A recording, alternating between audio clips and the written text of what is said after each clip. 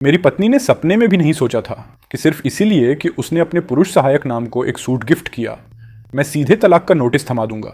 इतना ही नहीं, उसे खाली हाथ घर से बाहर भी निकाल दूंगा।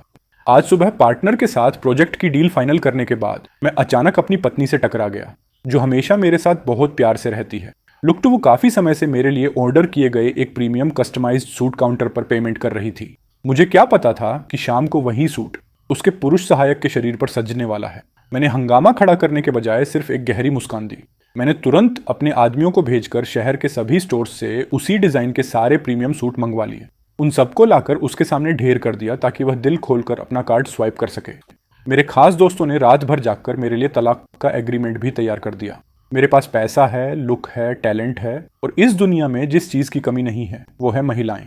एनुअल पार्टी में मैं आराम से रेड वाइन का ग्लास पकड़े खड़ा था। जब म्यूजिक बजना शुरू हुआ तो सांखू वू का माहौल और भी शानदार हो गया। तभी लुक टू वू धीरे धीरे अपने असिस्टेंट को साथ लेकर आई। मैंने खुद अपनी आंखों से देखा कि वह मेन गेट पर खड़ी होकर दीप कान्हा होआए की टाई ठीक कर रही थी। उसके होठों पर एक अजीब सी मुस्कान थी और आंखों में बहुत ज्यादा प्यार था, जैसे वह अपनी पसंद पर बहुत गर्व कर रही हो। लुक टू वू की पसंद हमेशा से बहुत परफेक्ट रही है। उसके टच के बाद दीप कान्हा होआए का स्टाइल अचानक एक अलग ही लेवल पर पहुंच गया था, जिसने उस महंगे ब्रांडेड सूट की वैल्यू और बढ़ा दी थी। उस पल मेरे सारे भ्रम टूट गए। सुबह जब मैंने लुक टू वू को काउंटर से बाहर आते देखा था, तब मैं उसके नखरे उठा रहा था कि उसने मेरे लिए कपड़े लिए हैं। मेरे दिल में खुशी की लहर दौड़ गई थी, यहाँ तक कि मैंने स्टाइलिश को बुलाकर अपने बाल भी परफेक्ट सेट करवाए ताकि कपड़ों के साथ मैच कर सकूं। लेकिन पार्टी शुरू होने के बिल्कुल करीब तक वह सूट लेकर घर नहीं आई। मैंने जानबूझकर फोन करके पूछा कि क्या उसके पास मेरे लिए कोई सरप्राइज गिफ्ट है। उसने काम का बहाना बनाकर बात को टाल दिया, लेकिन फोन पर मुझे एक आवाज सुनाई दे गई। एक पुरुष की घबराई हुई आवाज आई, लुक मैम, अगर बॉस को पता चला तो क्या वह गुस्सा नहीं होंगे? लुक टू वू ने बहुत नॉर्मल होकर जवाब दिया, चिंता मत करो, उनके पास इतने कपड़े हैं कि वह एक पूरा कैफे खोल सकते हैं। मुझे अचानक एहसास हुआ कि यह महिला अब मेरे प्रति वफादार नहीं रही। दीप कान्हा हुआए चुपचाप लुक टू वू के पास चल रहा था और मेरी तरफ देखकर बहुत तमीज से मुस्कुराया। उसकी आंखें और आंख के कोने का वो तिल बहुत जाना पहचाना लग रहा था। उसने कहा, बधाई हो सर, आपको शहर का बेस्ट यंग बिजनेसमैन चुना गया है। उसकी इस चापलूसी पर मेरी आंखें ठंडी हो गईं। मैंने उसे ऊपर से नीचे तक घूर कर देखा। तुम्हारा यह सूट बुरा नहीं है, बिल्कुल वैसा ही है जैसा मैंने ऑर्डर किया था। हम दोनों समझदार हैं तो खुलकर बोलने की जरूरत नहीं है। कॉलेज से पास आउट हुए जिसे 1 साल भी नहीं हुआ, उसके पास 2 लाख युआन का ब्रांडेड सूट खरीदने का पैसा कहां से आएगा? दीप कान्हा होआए मुझे इस तरह घूरते देखकर बहुत नर्वस हो गया और हकलाने लगा। वह बार बार मदद के लिए लुक टू वू को देखने लगा। लुक टू वू ने मेरी तरफ देखा। उसका चेहरा पानी की तरह शांत था। अलाम, तुम गलत समझ रहे हो। कान होआए ने आज तक इतनी बड़ी पार्टी अटेंड नहीं की है और न ही कभी ब्रांडेड सूट पहना है। वह बहुत मेहनती है और लाइफ में आगे बढ़ना चाहता है, इसलिए मैंने नॉर्मली उसके लिए एक सूट ले लिया। मैंने अपनी भौहें उठाई और अपने बगल में खड़े असिस्टेंट को इशारा किया। अगले ही पल प्रीमियम ब्रांड के परफेक्ट सूट पहने 13 लोगों की एक लाइन हॉल में एंट्री करती है। सबके चेहरे पर एक जैसी स्माइल थी और हर किसी के हाथ में वही सेम डिजाइन का सूट था। वे सब आकर लुक टू वू के सामने लाइन से खड़े हो गए। लुक टू वू ने हैरान होकर मुझे देखा। मैंने पास के पिलर पर हाथ रखकर खड़े होते हुए कहा, पेमेंट करो ना। यहाँ मौजूद 13 ब्रांच मैनेजर्स भी अपने असिस्टेंट से बहुत प्यार करते हैं और उनके असिस्टेंट भी बहुत मेहनती हैं। लुक मैम इतनी पार्शियलिटी तो नहीं करेंगी ना कि सिर्फ अपने पर्सनल असिस्टेंट को ही स्पेशल ट्रीटमेंट दें। दीप कान्हा होआए अच्छी तरह समझ गया कि मैं उन दोनों का मजाक उड़ा रहा हूँ। उसका चेहरा एकदम सफेद पड़ गया। वह शर्मिंदा और परेशान दिख रहा था। उसने कहा, बॉस, आप मैम को परेशान मत कीजिए, ये सब मेरी गलती है। मैं अभी सूट वापस कर देता हूँ। मैंने फिर से अपनी भौहें ऊपर की और कहा, अरे अरे, देखो तुम क्या बोल रहे हो। ऐसा लग रहा है जैसे मैं कोई विलेन हूँ जो मासूम लोगों को परेशान कर रहा है। तुम दीप कान्हा होआए हो ना? तुम बहुत ज्यादा सोच रहे हो। ये सिर्फ 13 सूट हैं, इसमें कोई परेशानी वाली बात नहीं है। तो वो बचपन से बहुत लाड़ प्यार में पली है। उसे मछली खाते वक्त भी कोई दूसरा कांटे निकाल कर देता है। क्या उसे नहीं पता कि एक महिला का पुरुष को कपड़े गिफ्ट करने का क्या मतलब होता है? ये बहुत नॉर्मल है, लेकिन तुम उसके पर्सनल असिस्टेंट हो। तुम्हें अपनी लिमिट्स का ध्यान रखना चाहिए था। क्या तुम्हें भी यह नहीं पता था? दीप कान्हा होआए ने डरकर अपना सिर झुका लिया और माफी मांगने लगा। लुक टू वू का लुक, बैकग्राउंड और करियर सब कुछ बहुत टॉप क्लास है। उसकी एबिलिटी कमाल की है। उसने अपनी आधी जिंदगी एक चमकते सितारे की तरह जी है। उसे चाहने वाले पुरुषों की कोई कमी नहीं थी। पिछले 3 सालों से उसने अपनी डिग्निटी और इंडिपेंडेंस को बनाए रखा था। जो पुरुष उसके करीब आने की कोशिश करते थे, उन्हें सिर्फ उसकी ठंडी और दूर की नजरें मिलती थी। वह कितनी ही रातें मेरी बाहों में बिता चुकी थी और कहती थी कि मैं उसकी लाइफ में सबसे कीमती इंसान हूँ। लेकिन अब सब कुछ बदल गया था। उसकी आंखों में मुझे किसी दूसरे मर्द के लिए फिक्र दिखाई दे रही थी। लुक टू वू ने हल्का सा मुस्कुराते हुए अपना ब्लैक कार्ड निकाला और स्टोर मैनेजर को दे दिया। फिर वह आराम से मेरे पास आई, मेरा हाथ पकड़ा और प्यार से मेरी तरफ देखा। पार्टी के म्यूजिक के बीच उसकी खूबसूरत आवाज मेरे कान में गूंजी। सिर्फ एक जोड़ी कपड़े ही तो हैं, मुझे नहीं पता था कि तुम इसे दिल से लगा लोगे। एक नए एम्प्लॉय को डराना छोटी बात है, लेकिन अगर तुम गुस्से में बीमार हो गए तो मुझे बहुत बुरा लगेगा। उसका टोन बहुत हल्का और मजाकिया था, जैसे वह किसी बहुत छोटी बात का जिक्र कर रही हो। उसने बहुत आसानी से टॉपिक बदल दिया।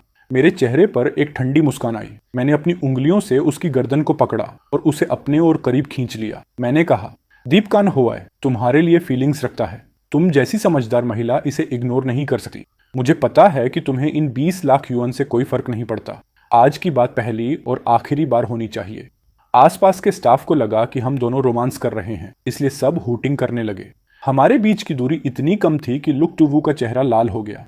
उसका हमेशा शांत रहने वाला चेहरा थोड़ा नर्वस दिख रहा था। उसने शर्माते हुए कहा, आलाम, ऐसा मत करो, जूनियर्स देख रहे हैं, ये अच्छा नहीं लगता। मेरे और कान्हा हुआई के बीच सिर्फ बॉस और एम्प्लॉय का रिश्ता है, तुम फालतू की बातें मत सोचो। मैंने थोड़ा सा हंसकर उसका हाथ छोड़ दिया। उसे बदनाम करना आसान था, लेकिन इससे मेरी इज्जत भी खराब होती। ऐसे मामूली लड़के के लिए अपना स्टैंडर्ड गिराना सही नहीं था। अपना गुस्सा शांत करने के बाद मैंने इस बार उन्हें छोड़ देने का फैसला किया। वैसे भी मेरे पास उनके अफेयर का कोई पक्का सबूत नहीं था।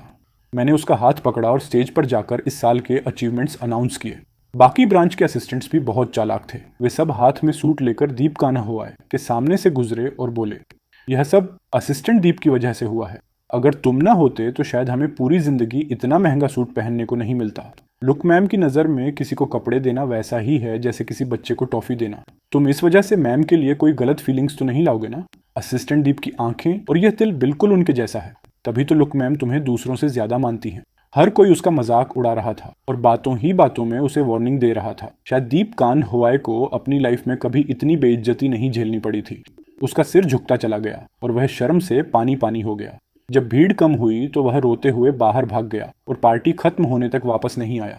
पार्टी के बाद हम जल्दी निकल गए ताकि यंग स्टाफ खुलकर एंजॉय कर सके। मैंने ड्रिंक की थी, इसलिए लुक टू वो कार ड्राइव कर रही थी।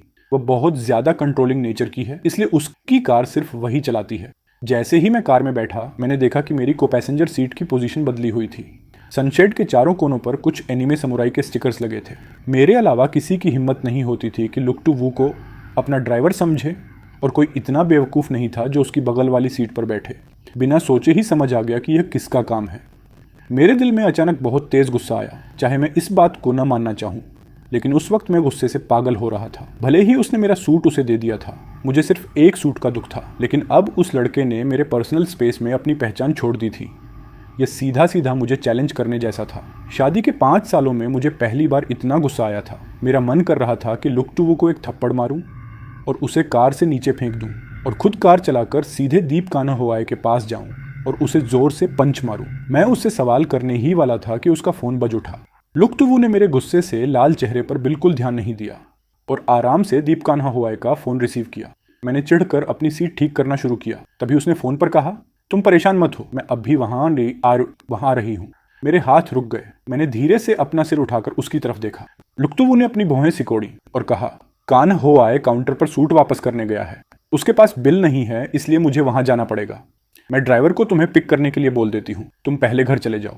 मुझे अपनी कानों पर भरोसा नहीं हुआ और मैंने कहा, सिर्फ इस छोटी सी बात के लिए तुम मुझे यहीं छोड़कर जा रही हो, वो भी तब जब मैंने ड्रिंक कर रखी है। लुक टू वू ने हैरान होकर मुझे देखा। अलाम, प्लीज मुझे परेशान मत करो ना। उस लड़के का सेल्फ रिस्पेक्ट बहुत हाई है। तुमने उसे सबके सामने इस तरह शर्मिंदा किया कि वह बेचारा इतना हर्ट हुआ है कि अब सूट वापस करने की जिद पर अड्डा है। मैंने अपने कंधे उचकाए और कहा, उसका सेल्फ रिस्पेक्ट हाई है या वह जानबूझकर तुम्हारे सामने मुझे प्रोवोक कर रहा है? क्या वह खुद आकर बिल नहीं ले सकता था? लुक टू वू ने बेबसी में अपनी आंखें बंद कर ली, एक गहरी सांस ली और फिर आंखें खोली तो उसकी नजरों में सिर्फ बेरुखी थी। उसने कहा, अलाम, एक नए लड़के को इस तरह परेशान करने में तुम्हें क्या मजा मिल रहा है? तुमने दूसरों पर अपना रौब झाड़ना कब से शुरू कर दिया? तुम पहले तो ऐसे नहीं थे। मेरा वो पुराना गुस्सा अचानक जैसे गायब हो गया। उसकी जगह एक बहुत बड़ी निराशा ने ले ली और मुझे अचानक यह सब बहुत फनी लगने लगा। मैं दूसरों पर रौब झाड़ रहा हूँ? लुक टू वू, तुमने आज तक मेरे सामने किसी दूसरे मर्द का पक्ष नहीं लिया, यहाँ तक कि अपने पिता का भी नहीं। यह पहली बार है। लुक टू वू के ठंडे चेहरे पर कुछ पल के लिए हैरानी दिखी। मैंने बात आगे बढ़ाई। शादी के वक्त हमने साफ किया था कि दोनों परिवारों की इज्जत के लिए तुम बाहर मुंह नहीं मारोगी और मैं क्लबों में टाइम पास नहीं करूंगा। क्या तुम उस मामूली से लड़के के लिए हमारे रूल्स तोड़ने जा रही हो? लुक टू वू की नजरें शांत और जिद्दी थीं। वह काफी देर तक सोचती रही और फिर उसने फैमिली ड्राइवर को फोन लगा दिया। आखिर में उसने मेरी तरफ झुककर मेरी सीट बेल्ट खोली और बहुत नॉर्मल टोन में बोली, आलाम, तुम हर वक्त इतने कड़क रहते हो। हम पति पत्नी हैं, कोई बिजनेस पार्टनर्स नहीं हैं। अपना यह ऑफिस वाला एटीट्यूड मुझ पर मत थोपा करो, इससे मेरा दम घुटता है। कान्हा होआय का मैटर सॉल्व करके मैं आज रात लुक फैमिली के मेन हाउस में रुकूंगी। हम दोनों को थोड़ा शांत होने की जरूरत है। तो यह बात थी। असल में वह किसी दूसरे मर्द के पास जाकर रिलैक्स होना चाहती थी और खुशियां ढूंढ रही थी। लेकिन पहले तो उसने खुद कहा था कि उसे मेरा यह स्ट्रांग और हमेशा आगे बढ़ने वाला अंदाज सबसे ज्यादा पसंद है। अब जब मन भर गया तो अपनी गलतियों का दोष मुझ पर मढ़ने के लिए इतना बड़ा बहाना बनाने की क्या जरूरत थी? मैं समझदारी दिखाते हुए खुद ही कार से नीचे उतर गया। मैंने अपनी आंखों के सामने उस रेड पोर्श कार को तेजी से जाते हुए देखा। मैंने उसे मौका दिया था, लेकिन उसने उसकी कद्र नहीं की। मैंने अपना फोन उठाया और अपने बचपन के दोस्त यू खाई को कॉल करके एक डिवोर्स एग्रीमेंट तैयार करने को कहा। अगर बात पानी से ऊपर न निकलती तो मैं भी लुक टू वू से तलाक नहीं मांगता। हमारे दोनों परिवारों के बुजुर्ग कई पीढ़ियों से पक्के दोस्त रहे हैं। मैं और लुक टू वू भी बचपन के दोस्त थे, बस बाद में वह पढ़ाई के लिए विदेश चली गई थी। हमारे बीच करीब 10 साल तक कोई कांटेक्ट नहीं था। हमारी दोबारा मुलाकात दोनों परिवारों के बिजनेस अलायंस की पार्टी में हुई थी। वह आज भी उतनी ही खूबसूरत और चार्मिंग थी। बुजुर्गों के सवालों का वह बहुत अक्लमंदी से जवाब दे रही थी और मैं इन सालों में बिजनेस संभालने के साथ साथ स्ट्रेस दूर करने के लिए कभी कभी क्लबों में चला जाता था। मुझे लगा था कि इतने सालों बाद मिलने पर हम अजनबी और असहज हो जाएंगे, लेकिन जब हम अकेले में मिले तो उसके उस संस्कारी और एलीट लुक के पीछे एक बहुत ही फनी और इंटरेस्टिंग इंसान छिपा था, जिसने पल भर में हमारे बचपन की यादें ताज़ा कर दी। हम दोनों अपने करियर के पीक पर थे, एक दूसरे को अच्छी तरह समझते थे और रिस्पेक्ट करते थे। इसलिए हमने जल्दी ही सगाई और फिर शादी कर ली। शादी के बाद हमारे पास एक दूसरे की कंपनियों के शेयर्स थे। लुक कॉरपोरेशन और को कॉरपोरेशन का ऐसा मर्जर हुआ था जो पहले कभी नहीं देखा गया। इसलिए तलाक के बाद प्रॉपर्टी का बंटवारा करना एक बहुत ही सिरदर्दी वाला काम था। घर पहुंचने पर मेरा सिर बम की तरह फट रहा था। फ्रेश होने के बाद मैंने एक गिलास गर्म दूध पिया और सोने की तैयारी करने लगा। तभी फोन पर लुक टू वू का गुड नाइट मैसेज आया, जिसके साथ एक बहुत ही प्यारा फ्लाइंग किस वाला स्टिकर था। कोल्ड वॉर के दौरान भी वह अपनी फॉर्मेलिटी निभाना नहीं भूलती थी। अगली सुबह जब मैं ऑफिस गया तो कंपनी की लॉबी में एक नीले बालों वाली लड़की मुझसे टकराते टकराते बची। मेरा ब्रीफकेस जमीन पर गिर गया और उस पर एक बड़ा सा स्क्रैच आ गया। उस लड़की के हाथ की मॉर्निंग कॉफी भी हवा में उड़ती हुई सीधे मेरे कोट पर जा गिरी। गेट पर खड़े 2 गार्ड्स यह देखकर तुरंत भागे आए और उस लड़की को डांटने लगे कि देखकर नहीं चल सकती क्या। लड़की बहुत डर गई। उसने घबराकर मेरा ब्रीफकेस उठाया और टिश्यू पेपर से मेरा कोट साफ करने लगी। जब दाग साफ नहीं हुआ तो वह सीधे घुटनों के बल बैठकर मुझसे माफी मांगने लगी। कड़ाके की ठंड में उसने सिर्फ एक पतला सा जैकेट पहना था और सनग्लासेस लगा रखे थे। फिर भी वे चश्मे उसकी आंख के नीचे के काले और नीले निशान को पूरी तरह छिपा नहीं पा रहे थे। मैंने अपने गंदे कोट की परवाह नहीं की, बस परेशान होकर अपने कीमती ब्रीफकेस का स्क्रैच देखने लगा। इत्तेफाक से ये सब लुक टू वू ने देख लिया, जो अक्सर मेरे ही टाइम पर ऑफिस आती थी। हमारी दोनों कंपनियों की बिल्डिंग्स बस एक सड़क के फासले पर थीं। वह सड़क के उस पार खड़ी होकर चुपचाप यह सब देख रही थी। उसका चेहरा बहुत ठंडा था। मैंने पहली बार उसकी आंखों में अपने लिए नफरत देखी। शायद उसकी नजरों में मेरा यह एटीट्यूड भी दूसरों पर धौंस जमाने जैसा ही था। मैंने उसकी गलतफहमी पर ध्यान नहीं दिया। 2 कदम पीछे हटा, गार्ड को हाथ से रोका और उस लड़की का हाथ पकड़कर उसे जमीन से उठाया। फिर मैंने शांत आवाज में कहा, मुझे नहीं पता कि तुम किस प्रॉब्लम में हो, लेकिन एक लड़की होने के नाते तुम्हें खुद से प्यार करना चाहिए। लाइफ में कुछ भी खो जाए, लेकिन अपना सेल्फ रिस्पेक्ट मत खोना, क्योंकि वही एक चीज है जो सिर्फ तुम्हारी है। वह लड़की जमीन से अपना सामान उठाते हुए लगातार सॉरी और थैंक यू बोल रही थी और फिर वहां से भाग गई। ऑफिस बिल्डिंग के मोड्डे पर वह अचानक रुकी। उसने मुड़कर देखा और उसके होठों पर एक अजीब सी मुस्कान थी। मैं अपने केबिन में आया, डेस्क पर बैठा और उस डैमेज ब्रीफकेस को ध्यान से देखने लगा। सच कहूं तो स्क्रैच ज्यादा बड़ा नहीं था, बिना ध्यान दिए दिखेगा भी नहीं, लेकिन एक बार दाग लग जाए तो वो चीज परफेक्ट नहीं रहती, क्योंकि वह बहुत कीमती था। इसलिए उस छोटे से दाग को ठीक करना भी आसमान से तारे तोड़ने जैसा था, और उससे भी मुश्किल था मेरे और लुक टू वू के रिश्ते को ठीक करना। आज सुबह उसने मुझे जिस नजर से देखा था वो अब भी मेरे दिल में कांटे की तरह चुभ रहा था। मेरा और लुक टू वू का लंच हमेशा लुक फैमिली के शेफ द्वारा तैयार होकर मेरे ऑफिस आता था, ताकि वह अपना स्टेटस दिखा सके और कंपनी की दूसरी लड़कियां मुझसे दूर रहें। उसने खुद मुझसे साथ लंच करने को कहा था। आज दोपहर 1 बजे तक मुझे लगा कि वह नहीं आएगी। जैसे ही मैंने टिफिन बॉक्स खोला, वह अंदर आ गई और उसके पीछे दीपकान होआय भी था। उसकी आंखें लाल थीं और सिर झुका हुआ था। वह बहुत सीधा और बेचारा दिख रहा था। मैंने अपनी चॉपस्टिक्स साइड में रखी और चुपचाप उन दोनों को देखने लगा। लुक टू वू मेरे बगल में बैठी और एक ठंडी सांस ली। कल रात की बात की वजह से कान हुआई को ऑफिस में सब टारगेट कर रहे हैं और परेशान कर रहे हैं। मैंने लुक टू वू के लिए सूप निकालते हुए अपनी पलकें तक नहीं झपकाईं। क्यों? वह इतना बड़ा प्रेसिडेंट का असिस्टेंट है, क्या वह इतनी छोटी सी बात भी हैंडल नहीं कर सकता? लुक टू वू ने धीमी आवाज में कहा, मैं चाहती हूं कि तुम अपने लोगों को थोड़ा कंट्रोल में रखो। एक नए लड़के को इस तरह परेशान मत करो। बिजनेस वर्ल्ड के एक सीक्रेट रूल के मुताबिक हम दोनों ने एक दूसरे की कंपनी में अपने जासूस बिठा रखे थे। लुक टू वू का मतलब था कि मेरे लोगों ने मेरे सपोर्ट में आकर जानबूझकर दीप कान्ह होआई को टारगेट किया है। कल रात की एनुअल पार्टी दोनों कंपनियों ने मिलकर रखी थी। लगभग पूरा स्टाफ वहां था और बिजनेस वर्ल्ड में गॉसिप्स बहुत जल्दी फैलती हैं। दीप कान्ह होआई की हरकतों पर बातें होना तो तय था। मैंने सूप का बाउल उसके सामने रखा और भारी आवाज में कहा, मैंने किसी को भी तुम्हारे उस असिस्टेंट को टारगेट करने का ऑर्डर नहीं दिया है। तुम्हें पता होना चाहिए कि यह मेरा स्टाइल नहीं है। आज वह जो कुछ भी झेल रहा है उसके लिए वह खुद जिम्मेदार है, क्योंकि उसे अपनी लिमिट्स और डिस्टेंस का अंदाजा नहीं था। तो तुम अभी भी इंसानी फितरत को नहीं समझती। उसके लिए तुम्हारा यह स्पेशल सपोर्ट और झुकाव देर सवेर उसके लिए नए दुश्मन ही पैदा करेगा। उसे नुकसान पहुंचाने वाला मैं कभी नहीं था। दीप कान्ह होआई, जो अब तक चुप था, अचानक 2 कदम आगे बढ़ा और घबरा कर बोला, इसमें मैम की कोई गलती नहीं है। को सर, कल की बात सच में मेरी नासमझी थी। पहली बार इतना महंगा गिफ्ट पाकर मैंने आपको ठेस पहुंचाई। मैं आपसे माफी मांगता हूं। मैं कुछ पल के लिए रुका और हंस पड़ा। तुम्हारा यह असिस्टेंट सच में बहुत इंटरेस्टिंग है। सीधे शब्दों में बात समझ नहीं आती, लेकिन तुम्हारा सपोर्ट किसी भी चीज से बढ़कर करता है। मैंने दीप कान्हा होआई की उस दिखावे वाली माफी को एक्सेप्ट नहीं किया और न ही अपने लोगों से उसे छोड़ देने को कहा। दीप कान्हा होआई की बेबसी और उसके आंसुओं ने लुक टू वू के गुस्से को भड़का दिया।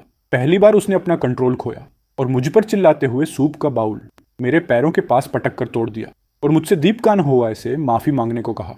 मेरी कोई गलती नहीं थी तो मैं माफी क्यों मांगता? उस दिन मेरे और लुक टू वू के बीच बहुत बड़ा झगड़ा हुआ। उसी दोपहर वह दीप कान्ह होआई को लेकर इस माहौल से दूर एक बिजनेस ट्रिप पर चली गई। रात को जब मैं अपने बेस्ट फ्रेंड के साथ ड्रिंक कर रहा था तो उसने मुझे टोका कि मैं बहुत ज्यादा प्रैक्टिकल और परफेक्ट हूँ, जिसने लुक टू वू के अंदर दीप कान्हा होआई को प्रोटेक्ट करने वाली फीलिंग को जगा दिया है। कितना अजीब है। मेरे आसपास लड़कियों की कमी नहीं थी। मैं 30 साल तक अपने प्रिंसिपल्स पर टिका रह सकता हूँ, तो लुक टू वू ऐसा क्यों नहीं कर सकता? कुल मिलाकर बात यह थी कि अब प्यार खत्म हो चुका था और जो चीज मेरी नहीं है मैं उसके पीछे नहीं भागता। आज मैं जानबूझकर लुक कॉर्पोरेशन गया था उस असिस्टेंट का चेहरा देखने। एक नजर में तो वह बिल्कुल को नाहुन लाम की कार्बन कॉपी लगता है, खासकर उसकी आंखें और वो आंसू वाला तिल बिल्कुल तुम्हारी तरह है। समझ नहीं आता कि लुक टू वू के दिमाग में क्या चल रहा है। ओरिजिनल पीस सामने खड़ा है तो उसकी कद्र नहीं है और वह एक डुप्लीकेट को संभालने में लगी है। आखिर वह तुमसे प्यार करती भी है या नहीं? त्योखाई की इस बात ने मेरा सारा नशा हिरन कर दिया। तभी तो जब मैं पहली बार दीप कान्हा होआई से मिला था तो मुझे एक अजीब सा कनेक्शन फील हुआ था जो धुंध की तरह धुंधला था। इसके तुरंत बाद मैंने एक ठंडी हंसी हंसते हुए कहा, कौन जानता है, शायद डुप्लीकेट ज्यादा सॉफ्ट, केयरिंग और दूसरों का दिल जीतने वाला होगा। मेरा सिर बहुत तेज दर्द कर रहा था। त्योखाई मुझे घर छोड़कर गया। उसने मुझसे पूछा, डिवोर्स पेपर्स रेडी हैं, तुम लुक टू वू से इस बारे में कब बात करोगे? मैंने एक लंबी सांस ली। महीने के बीच में। वह पक्का अपने दादाजी के घर डिनर के लिए आएगी। हर महीने के बीच में हम बिना चूके लुक फैमिली के बुजुर्गों के साथ डिनर करने जाते थे। लुक टू वू से तलाक लेना कोई छोटी बात नहीं थी। मुझे इस टाइम का यूज अपने सारे बैकअप प्लान्स और सेफ एग्जिट के लिए करना था। इन दिनों दीप कान्हा होआई भी खाली नहीं बैठा था। वह हर दिन अपनी सोशल मीडिया स्टोरीज अपडेट कर रहा था। कभी लेडी बॉस के साथ ब्रेकफास्ट, कभी देर रात तक साथ में ओवरटाइम करना, कभी शहर की सबसे ऊंची बिल्डिंग से नीचे का नजारा देखना, पहली बार स्काई डाइविंग का एक्सपीरियंस, पहली बार अंडर वाटर वर्ल्ड को करीब से देखना और पहली बार अपनी आंखों से ऑनरोरा की खूबसूरती देखना। इस बिजनेस ट्रिप ने उसे वो सारे एक्सपीरियंस और सरप्राइज दिए थे जो वह अपनी पूरी जिंदगी में खुद कभी अफोर्ड नहीं कर सकता था। उसकी खुशी इतनी ज्यादा थी कि सोशल मीडिया भी छोटा पड़ रहा था। पहले लुक टू वू के साथ ये सब चीजें करने वाला सिर्फ मैं था। अब कलीग्स मुझे बहुत अजीब और हमदर्दी भरी नजरों से देखते थे। लुक टू वू ने जानबूझकर दीप कान्हा होआई को यह सब करने की परमिशन दी थी ताकि वह मुझे नीचा दिखा सके। ये सच में बहुत क्रूर और मतलबी हरकत थी। इन दिनों त्योखाई लगभग मेरे साथ ही रह रहा था और लीगल टीम के साथ मिलकर लुक टू वू के साथ प्रॉपर्टी शेयरिंग के मामले को देख रहा था। उस दिन वह एक फाइल लेकर गुस्से में मेरे केबिन में घुसा। अलार्म, ये लुक टू वू सच में सारी हदें पार कर रही है। मैं एक बिजनेस डॉक्यूमेंट चेक कर रहा था। त्योखाई को गुस्से से लाल देखकर मैंने पूछा, क्या हुआ? क्या वह वापस आ गई? त्योखाई ने उस फाइल को मेरी डेस्क पर जोर से पटका, जिसमें से एक मेमोरी कार्ड और कुछ तस्वीरें बाहर आ गईं। लुक टू वू और दीप कान होआय एक होटल के कपल रूम में थे। दीप कान होआय शर्टलेस था और उसकी छाती पर कुछ लव बाइट्स साफ दिख रही थी जो आंखों में चुभ रही थी। इंसान अभी वापस नहीं आया था, लेकिन उसकी गंदी तस्वीरें पहले ही पहुंच चुकी थी। मेरे तने हुए कंधे धीरे धीरे ढीले पड़ गए। दिल में एक बहुत तेज दर्द हुआ, जैसे किसी ने उसे भींच दिया हो। मेरी कांपती उंगलियों ने उस मेमोरी कार्ड को उठाया और मेरे स्पेयर लैपटॉप में लगाया। होटल की रूफटॉप बालकनी पर ढलते सूरज की रोशनी में लुक टू वू अपने पैरों के बल खड़ी होकर दीप कान्हा हुआए का चेहरा दोनों हाथों में पकड़े हुए थी। उसकी आंखों में उसके लिए दीवानापन था। उनके पीछे आसमान में लाल और नारंगी बादलों का खूबसूरत नजारा था। दो लवर्स एक दूसरे को गले लगाए हुए थे, जैसे कोई बेहद रोमांटिक पेंटिंग हो। जैसे ही वे दोनों एक दूसरे को किस करने वाले थे, मैंने लैपटॉप की स्क्रीन को जोर से बंद कर दिया। मेरी आवाज कांप रही थी। मैंने पूछा, ये किसने भेजा? त्यूखाई ने भारी आवाज में कहा, ये कुरियर से आया है, रिसेप्शन पर रिसीव हुआ था। मैंने एक गहरी सांस ली और उसे धीरे से बाहर निकाला। उन तस्वीरों को वापस फाइल में रखा और उसे दराज में बंद कर दिया ताकि मैं खुद को संभाल सकूं। हंगामा मत करो, बस ये पता लगाओ कि इसे भेजने वाला कौन है। त्यूखाई गुस्से में बोला। और कौन हो सकता है? पक्का वो बेशरम दीप कान्हा हुआए ही होगा। वह ऊपर चढ़ने के लिए पागल हो चुका है। मैंने सिर हिलाया। वीडियो का एंगल देखकर लगता है कि यह कोई हिडन कैमरा था, जानबूझकर शूट किया हुआ नहीं। कोई बात नहीं, इंपॉर्टेंट यह है कि इस बार लुक टू वू ने खुद को गंदा कर लिया है। कल महीने का बीच है। इन कचरा लोगों के साथ इस गंदे खेल को अब खत्म होना चाहिए। अगले दिन लुक टू वू ऑफिस आई और उसने मॉर्निंग मीटिंग का फायदा उठाकर सबको वार्निंग दी और सीधे उन 3 एम्प्लॉयज को नौकरी से निकाल दिया जिन्होंने दीप कान्हा हुआए का सबसे ज्यादा मजाक उड़ाया था, जिनमें से 2 मेरे लोग थे। लुक टू वू का दीप कान्हा हुआए को इस तरह सरेआम सपोर्ट करना मेरे लिए कोई सरप्राइज नहीं था। आखिर वे दोनों एक ही बेड शेयर कर चुके थे। लेकिन मेरे लिए सरप्राइज यह था कि उसकी इतनी हिम्मत हो गई कि वह शाम की फैमिली पार्टी में दीप कान्हा हुआए को अपने साथ ले आई। इस बिजनेस ट्रिप से लौटते वक्त दीप कान्हा हुआए मेरी सास के लिए बहुत सारे गिफ्ट्स लाया था, जो ज्यादातर हेल्थ सप्लीमेंट्स थे। उसने मेरी सास की पसंद का पूरा ध्यान रखा था, जिससे वह बहुत खुश दिख रही थी। मुझे आया देखकर सासू माँ ने किसी को ऊपर स्टडी रूम में भेजा, जहां मेरे ससुर और लुक टू वू बात कर रहे थे ताकि डिनर शुरू किया जा सके। उसके बाद उन्होंने मेरा हाथ पकड़ा और घर परिवार की छोटी मोटी बातें पूछने लगी। लुक टू वू ने डाइनिंग रूम में एंट्री की और मेरी तरफ सिर्फ एक नजर देखकर अपना मुंह फेर लिया। दीप कान्हा हुआए बिल्कुल उसके पीछे पीछे चल रहा था और वह बिना किसी झिझक के उसकी बगल वाली सीट पर बैठ गया। मैंने भारी आवाज में कहा, ये वो सीट है जहां हमेशा मैं बैठता हूं। लुक टू वू 1 सेकंड के लिए रुकी, लेकिन उसने कोई ऑब्जेक्शन नहीं लिया। मैंने बात आगे बढ़ाई, वैसे भी हमारा अभी तक डिवोर्स नहीं हुआ है, हम अभी भी लीगल हस्बैंड वाइफ हैं। लुक टू वू हर वक्त एक पुरुष असिस्टेंट को अपने साथ रखती है और अब तो वह उसे मेन हाउस तक ले आई थी, जहां उसने सरेआम मेरी फिक्स सीट पर उसे बिठा दिया। ये सीधा मेरे मुंह पर एक जोरदार तमाचा मारने जैसा था। दीप कान्हा हुआए के चेहरे पर जीत की खुशी साफ दिख रही थी और इस बकवास ड्रामे को देखकर मुझे हंसी आ गई।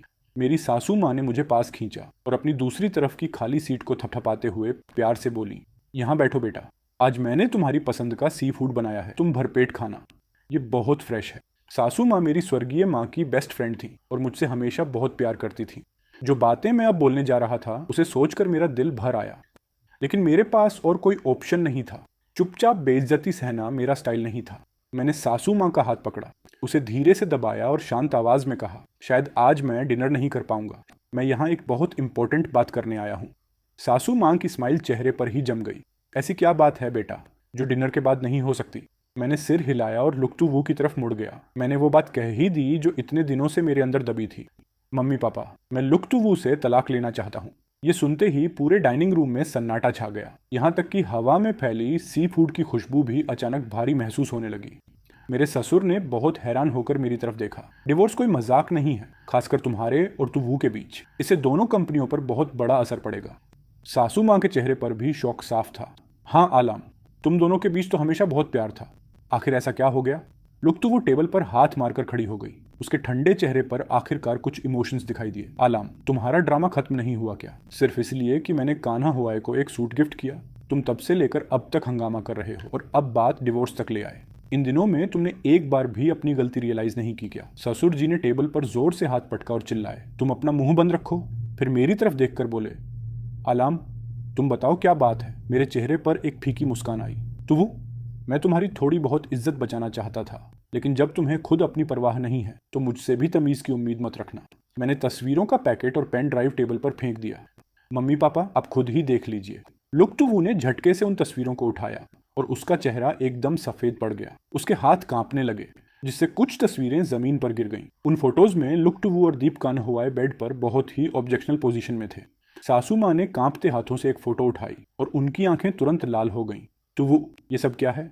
ससुर जी ने अपनी भौहें सिकोड़ी और उनके गुस्से से लाल आंखें लुक्टवू पर टिक गई। वे उससे सफाई मांग रहे थे। लुक्टवू की आंखों में बहुत ज्यादा गुस्सा था। कोनाहुन लाम, मैं तुमसे प्यार करती हूँ, तुम्हारी रिस्पेक्ट करती हूँ, और तुम्हारी इतनी हिम्मत कि तुम मुझे बदनाम करने के लिए ये फेक फोटोज लेकर आ गए। तुम्हें हमारे इतने सालों के रिश्ते की कोई फिक्र नहीं है? तुम मुझसे तलाक लेने के लिए इस हद तक गिर सकते हो? मैं गुस्से में हंस पड़ा। मैं तुम्हें बदनाम कर रहा हूँ? फोटोज तो एडिट की जा सकती हैं, लेकिन इस मेमोरी कार्ड में वीडियो भी है। क्या तुम सबके साथ बैठकर देखना चाहोगी? कोनाहुन लाम ने अपनी लाइफ और बिजनेस में हमेशा ईमानदारी से काम किया है। अगर मुझे तुमसे डिवोर्स चाहिए भी तो मैं इन घटिया हरकतों का सहारा कभी नहीं लूंगा। ससुर जी का चेहरा गुस्से से काला पड़ गया। उन्होंने टेबल पर हाथ मारा जिससे बर्तन खनखना उठे। तुवू, तुम्हें इस बात की पूरी सफाई देनी होगी। लुक्तवू चिढ़ गई। मैं कैसी इंसान हूँ? क्या आपको नहीं पता पापा, पहले मेरे और आलम के बीच थोड़े बहुत डिफरेंसेस थे, लेकिन मैंने कभी कोई ऐसा काम नहीं किया जिससे इन्हें धोखा मिले। तभी लुक्तवू को कुछ याद आया और उसने डर से कांप रहे दीप कान्हौवाई की तरफ देखा। उसने जमीन पर बिखरी तस्वीरों की तरफ इशारा किया और गुस्से में दांत भींचते हुए चिल्लाई, ये सब क्या बकवास है? हमारे बीच तो ऐसा कुछ कभी हुआ ही नहीं। ये सब फोटो कैसे आ सकती हैं? दीप कान्हौवाई का शरीर डर से कांपने लगा। वह खड़ा हुआ और घबराकर लुक्तवू को देखने लगा। मुझे नहीं पता मैम, प्लीज आप मुझ पर भरोसा कीजिए। मुझे सच में नहीं पता कि ये फोटोज को सर के हाथ कैसे लगी। लुक्तवू की आंखें गुस्से से फटी की फटी रह गईं। उसने डाइनिंग चेयर को जोर से पीछे धकेला और दीप कान्हौवाई के करीब जाकर बहुत ही खतरनाक आवाज में पूछा, तुम्हारा क्या मतलब है? तुम यह कह रहे हो कि ये तस्वीरें असली हैं? तो फिर मुझे इस बारे में क्यों नहीं पता? दीप कान्हौवाई लगातार पीछे हटता गया जब तक कि उसकी पीठ ठंडी दीवार से नहीं टकरा गई। वह कांपते हुए बोला, मैम प्लीज ऐसा मत कीजिए, मुझे बहुत डर लग रहा है। मुझे बस इतना याद है कि उस दिन आपने ड्रिंक कर रखी थी और आप होटल की बालकनी पर खड़े होकर सनसेट देख रही थी। दीप कान्हौवाई ने एक नजर मेरी तरफ देखा और फिर अपना सिर झुका लिया। उस वक्त आपने गलती से मुझको सर समझ लिया था। आपने मुझे गले लगा लिया और बार बार उनका नाम ले रही थी। यह सुनकर लुक्तवू सन्न रह गई। उसने चिल्लाकर पूछा, फिर क्या हुआ? जल्दी बताओ। दीप कान्हौवाई ने पागलों की तरह अपना सिर हिलाया। मैंने आपको खुद से दूर करने की कोशिश की, लेकिन आपने मुझे नहीं छोड़ा। मुझे सच में नहीं पता कि कोसर को यह सब कैसे पता चला। मैम, आपको मुझ पर भरोसा करना होगा। मैं तो इस बात को अपनी पूरी जिंदगी के लिए छुपाने वाला था। लुक्तवू का चेहरा एकदम ब्लैंक हो गया। उसने लाचारी में अपना सिर हिलाया और कहा, यह पॉसिबल ही नहीं है। जो काम मैंने खुद किया हो उसके बारे में मुझे पता ना हो, ऐसा कैसे हो सकता है? हो सकता है कि मैंने कुछ पल के लिए तुम्हें आलम समझ लिया हो, लेकिन मैं तुम्हारे साथ कभी बेड शेयर नहीं कर सकती, क्योंकि तुम्हारी इतनी औकात ही नहीं है। लुक्तवू की इन कड़वी बातों ने दीप कान्हौवाई के ईगो पर गहरी चोट की। उसे अपनी लाइफ का सबसे बड़ा अपमान महसूस हुआ और वह रोते हुए वहां से भाग गया। अब लुक्तवू ने बहुत ही दुखी आंखों से मेरी तरफ देखा। आलम, प्लीज मेरा विश्वास करो, मैंने तुम्हें कभी धोखा नहीं दिया। मैंने बहुत ही शांत और बेजान नजरों से उसकी तरफ देखा। तुमने ऐसा किया या नहीं किया, अब मुझे इससे कोई फर्क नहीं पड़ता। वैसे भी हमारा डिवोर्स तो तय है। लुक्तवू भागकर मेरे पास आई और उसने मेरा हाथ कसकर पकड़ लिया। मैं डिवोर्स के लिए एग्री नहीं हूँ। आलम, तुम्हें पता है कि मैं तुमसे कितना प्यार करती हूँ। मैंने दीप कान्हौवाई को जो भी स्पेशल ट्रीटमेंट दिया वो सिर्फ इसलिए था क्योंकि उसकी आंखों में मुझे तुम्हारे यंग एज की झलक दिखती थी। भले ही वह कुछ हद तक तुम्हारी तरह दिखता है, लेकिन मैंने कभी अपनी लिमिट्स क्रॉस नहीं की और न ही कभी उसे टच किया। तुम मेरी बात का विश्वास करो। आलम, मैं उसकी और बकवास नहीं सुनना चाहता था, इसलिए मैंने उसे हाथ के इशारे से बीच में ही रोक दिया। लेकिन वो आखिर में मैं नहीं था। मेरे नाम का बहाना बनाकर बाहर गुलछर्रे मत उड़ाओ और बाद में उसका पूरा दोष मेरे सिर पर मत मढ़ो। मुझे इस बात पर कोई शक नहीं है कि तुम मुझसे कभी बहुत प्यार करती थी, लेकिन मैं अब 30 साल का हो चुका हूँ। मैं उन 20 साल के लड़कों की तरह यंग और सीधा साधा नहीं रह सका। मैं डोमिनेटिंग हूँ, अपनी बातें थोपता हूँ और दूसरों की तरह सॉफ्ट और केयरिंग भी नहीं हूँ। लुक्तवू, इस सच को एक्सेप्ट कर लो कि तुम अब मुझसे उतना प्यार नहीं करती जितना तुम सोचती हो। ये तो बस जिम्मेदारियों का बोझ और समाज के बंधन है जो तुम्हें मुझसे प्यार करने पर मजबूर कर रहे हैं। जब हमारे बीच वो पुरानी फीलिंग्स ही नहीं रही तो जबरदस्ती साथ रहने का क्या फायदा? एक दूसरे को आजाद कर देते हैं ताकि हम अपनी लाइफ में आगे बढ़ सकें। मैं जैसे जैसे एक एक लाइन बोल रहा था, लुक्तवू का चेहरा उतना ही ठंडा पड़ डसता जा रहा था। वह मेरी आंखों में सीधे देख रही थी। शायद वो मेरी नजरों में कोई झूठ या कोई ऐसा निशान ढूंढ रही थी जिससे इस रिश्ते को बचाया जा सके। लेकिन मेरी नजरें बिल्कुल साफ और पक्की थीं, उनमें कोई हिचकिचाहट नहीं थी। उसने मेरे हाथ को और कसकर पकड़ डीडीएच लिया, जैसे वह भीख मांग रही हो। आलम, ये सिर्फ तुम्हारी सोच है, ये मेरी फीलिंग्स को नहीं दिखाता। प्लीज डिवोर्स की बात को मजाक में मत उड़ाओ, ऐसा मजाक मत करो। रिसेंटली जो कुछ भी हुआ मैं उस सब का एक्सप्लेनेशन दे सकती हूँ। मैं सच में उसे बिजनेस ट्रिप पर नहीं ले जाना चाहती थी, लेकिन वह बार बार रिक्वेस्ट कर रहा था कि अगर वह ऑफिस में रहा तो लोग उसे बहुत परेशान करेंगे। ट्रिप पर उसने जो भी ऐश आराम किया वो सब क्लाइंट्स की तरफ से ऑफर था। मेरा उसे कोई लेना देना नहीं है। इस बार की बात को मेरी गलती मान लो। मैं तुमसे माफी मांगती हूँ अलाम। आई एम सॉरी कि तुम्हें इतना सब कुछ सहना पड़ रहा। असल में मैं इस ट्रिप के जरिए तुम्हें बस थोड़ा सबक सिखाना चाहती थी, ताकि तुम्हें एहसास हो कि एक हस्बैंड होने के नाते तुम्हें अपनी वाइफ को थोड़ी पर्सनल स्पेस देनी चाहिए। मुझे नहीं पता था कि बात इतनी बिगड़ जाएगी। मैंने अपनी भौहें सिकोड़ दी, अपना हाथ पीछे खींचा और ठंडी हंसी हंसा। सॉरी, मुझे नहीं पता था कि मेरा प्यार तुम्हारे लिए इतना दम घुटने वाला था। अब रिलैक्स रहो, तुम्हें जल्द ही आज़ादी मिल जाएगी। ये कहकर मैंने अपनी जेब से प्रॉपर्टी के बंटवारे वाला डिवोर्स एग्रीमेंट निकाला। मैंने इसे जितना हो सके उतना साफ और फेयर बनाने की कोशिश की थी। इसे देख लो, अगर कोई प्रॉब्लम नहीं है तो साइन कर दो। अगर तुम्हें कोई ऑब्जेक्शन है तो मम्मी पापा की इज्जत की खातिर मैं इस पर दोबारा बात करने के लिए तैयार हूँ। लुक तो वो इस बात को बर्दाश्त नहीं कर पाई। वह लाचारी में मुस्कुराई। मैं डिवोर्स के लिए कभी साइन नहीं करूंगी, और मैं यह साबित करने के लिए सबूत ढूंढ कर लाऊंगी कि मैंने दीप कान्हा हुआए को कभी टच नहीं किया। मैंने अपना सिर हिलाया। कोई बात नहीं, मैं कोर्ट के जरिए तलाक का केस फाइल कर दूंगा। लुक टुवू की आंखें लाल हो गईं।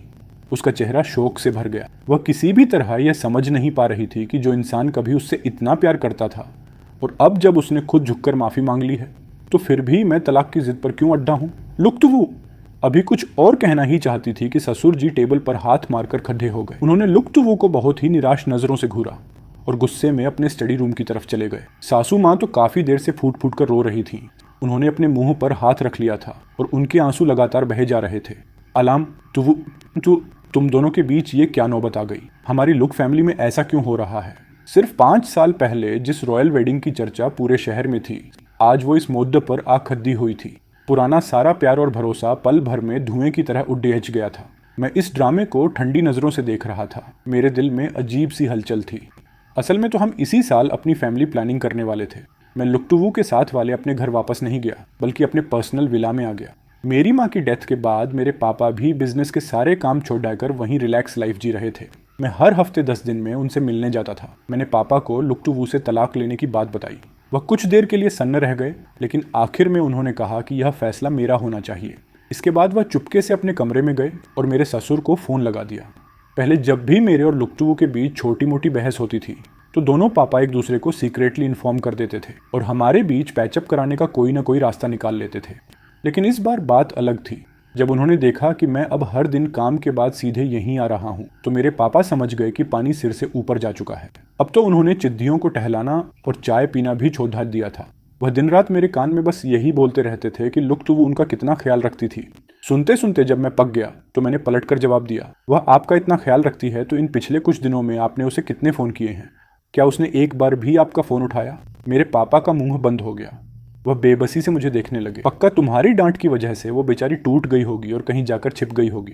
पापा का यह बहाना देखकर मुझे हंसी आ गई। इन 2 दिनों में हमारी टेंशन की वजह से उनके मुंह में 2 बड्ढे बड्ढे छाले भी हो गए थे। पापा, आप लोग अब फालतू मेहनत मत कीजिए। इस शादी से मुझे तलाक चाहिए ही चाहिए, लेकिन आप फिक्र मत कीजिए।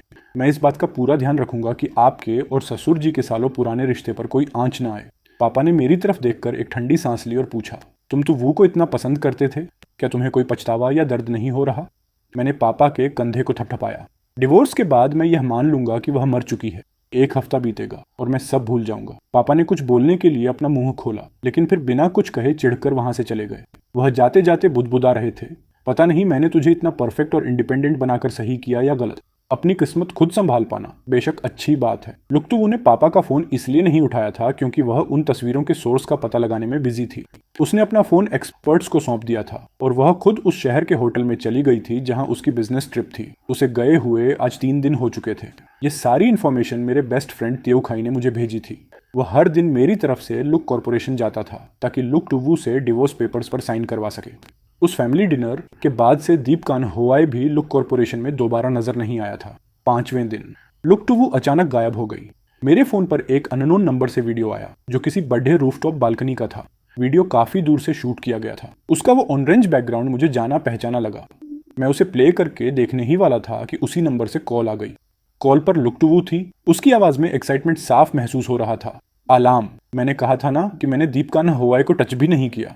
मैं उसी होटल में गई थी जहां हम रुके थे। बदकिस्मत से उस दिन बालकनी का कैमरा जानबूझकर डैमेज कर दिया गया था। मैंने बहुत मेहनत और पैसे खर्च करके एक फोटोग्राफी के शौकीन लडडेहिचके से ये ओरिजिनल वीडियो क्लिप खरीदी है।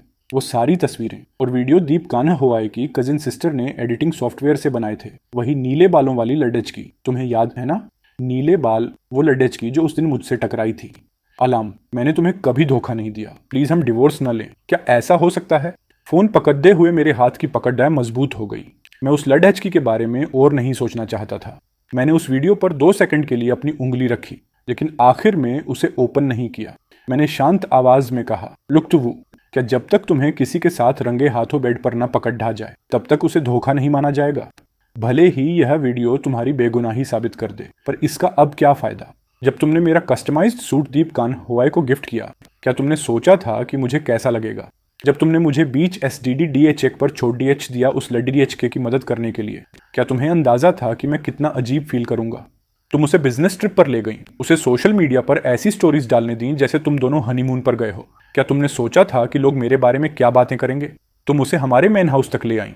तुम कहती हो कि वो सबको चुप कराने के लिए था, लेकिन मेरे लिए वो सबसे बड़ा अपमान था। फोन की दूसरी तरफ काफी देर तक सन्नाटा रहा। फिर उसके रोने की आवाज आई। वह अपनी आवाज को कंट्रोल करने की कोशिश कर रही थी। आई एम सॉरी अलाम, मुझे पता है कि मैं चाहे जो भी एक्सप्लेनेशन दूं, मैं तुम्हारे उस दर्द को कम नहीं कर सकती जो मैंने तुम्हें दिया है।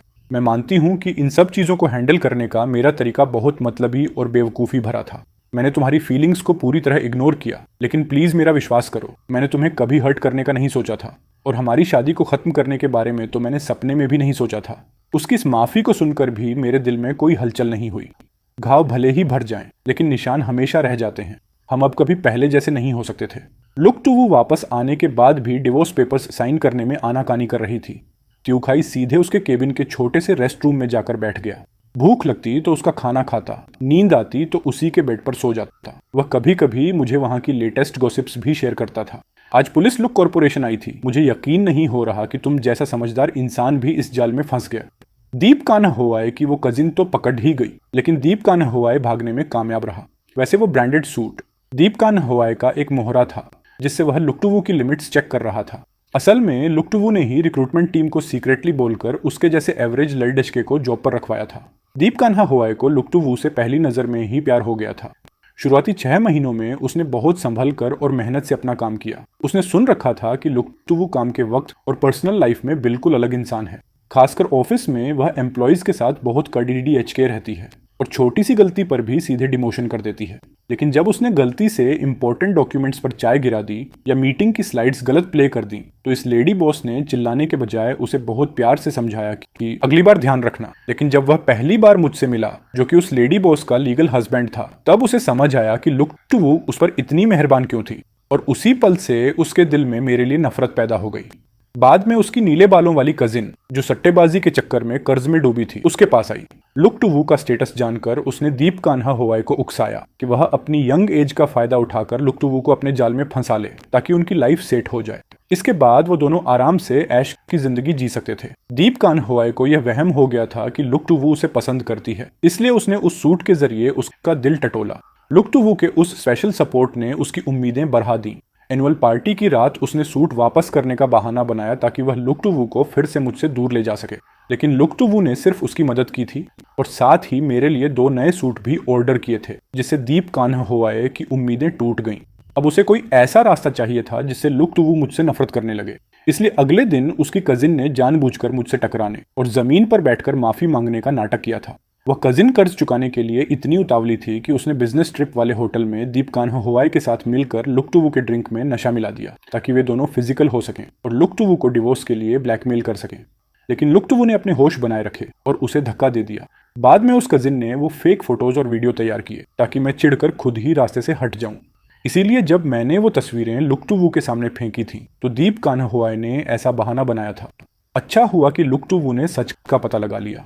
सट्टेबाजी, ब्लैकमेलिंग और दूसरों को नुकसान पहुंचाने के जुर्म में उस कजिन को अरेस्ट कर लिया गया है। लेकिन दीप कान्हा हुआए का अभी तक कोई सुराग नहीं मिला है। ये सब सुनकर मेरी एक ठंडी सांस निकल गई। अगर लुक्टुवू पहले की तरह अपने प्रिंसिपल्स पर टिकी रहती और किसी तीसरे को इतनी छूट न देती, तो किसकी हिम्मत थी जो हमारे बीच आ पाता। बिजनेस डील की वजह से मैं कुछ समय के लिए विदेश चला गया। 3 महीने बाद जब मैं वापस देश लौटा, तो मुझे खबर मिली कि लुक टुवू का एक बहुत भयानक कार एक्सीडेंट हो गया है, जिसमें उसके दोनों पैर कुचल गए और वह अब पूरी जिंदगी के लिए व्हील चेयर पर आ गई है। एक्सीडेंट करने वाला कोई और नहीं बल्कि दीप कान्ह हुआ था, जिसे जानबूझकर नुकसान पहुंचाने के जुर्म में 25 साल की जेल की सजा हुई थी। मुझे समझ नहीं आ रहा था कि वह तो लुक टुवू से प्यार करता था ना। क्या यह सनक थी कि अगर तुम मेरी नहीं हो सकती तो मैं तुम्हें बर्बाद कर दूंगा। लेकिन जब मैं अपने घर पहुंचा तो मैंने देखा कि बेसमेंट से मेरी पसंदीदा ब्लैक मेबैक कार गायब थी। वह कार मुझे सबसे ज्यादा प्यारी थी और मैं हर महीने उसकी सर्विसिंग करवाता था। मेरे विदेश रहने के दौरान लुक टुवू ही उसे सर्विसिंग के लिए ले जाती थी। दीप कान्हा हुआई को यह नहीं पता था कि मैं देश से बाहर हूँ। वह 1 महीने से मेरे घर के बाहर घात लगाए बैठा था और जैसे ही उसने मेरी कार को बाहर निकलते देखा, उसने एक पुरानी कार किराए पर ली और पूरी स्पीड से मेरी कार में टक्कर मार दी। जब से उसका और उसकी कजिन का पर्दाफाश हुआ था, उसके परिवार और दोस्तों ने उससे रिश्ता तोड़ेच लिया था। ऑफिस के लोग उसका मजाक उड़ाते थे और पूरी इंडस्ट्री ने उसे ब्लैकलिस्ट कर दिया था। वह इस बर्बादी को बर्दाश्त नहीं कर पाया और उसने अपनी बदकिस्मती का जिम्मेदार मुझे मान लिया। वह जिसे मारना चाहता था वो असल में मैं था। देश लौटने के अगले दिन मैं एक बुके लेकर हॉस्पिटल गया। लुक टुवू वीआईपी वार्ड में एडमिट थी। डॉक्टर्स के अलावा वह किसी को अंदर नहीं आने दे रही थी। मैंने नॉक किया तो अंदर से उसकी शांत लेकिन दबी हुई आवाज आई। मुझे परेशान मत करो, मैंने धीमी आवाज में कहा। लुक टुवू मैं हूं। दरवाजे के दोनों तरफ हम दोनों में से किसी ने कोई आवाज नहीं की। आखिर में लुक टुवू ने नर्स के हाथ मेरे लिए 2 डॉक्यूमेंट्स भिजवाए। एक साइन किया हुआ डिवोर्स एग्रीमेंट था और दूसरा उसकी कंपनी के शेयर्स ट्रांसफर का पेपर था। वह अपनी पूरी लुक कॉर्पोरेशन मेरे नाम करना चाहती थी। इसके बाद मैं और उसके लॉयर कोर्ट गए और हमारा डिवोर्स फाइनल हो गया। लेकिन मैंने उसकी कंपनी को एक्सेप्ट नहीं किया। मेरे पापा ने साफ कह दिया था कि अगर मैंने उसकी कंपनी छुई तो वह मेरे पैर तोड़ ढेच देंगे। 1 साल बाद मेरी मुलाकात लुक टुवू से दोबारा हुई। अब उसने आर्टिफिशियल लेग्स लगा लिए थे। वह एक बार फिर से बिजनेस वर्ल्ड में कदम रख चुकी थी।